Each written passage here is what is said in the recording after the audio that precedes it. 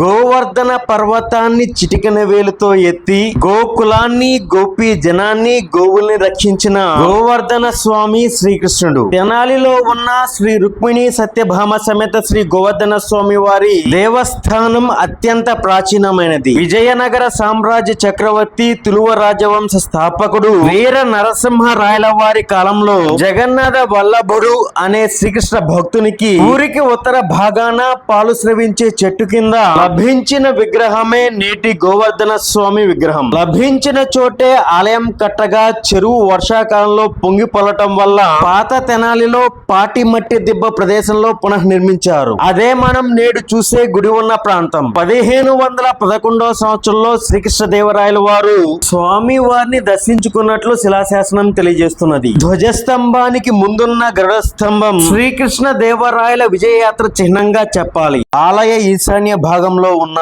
శ్రీ సువచ్చల సమేత శ్రీ వీర ప్రతాప ఆంజనేయ స్వామిని చూస్తుంటే నర నరాలు నిక్కబొడుచుకుంటాయి.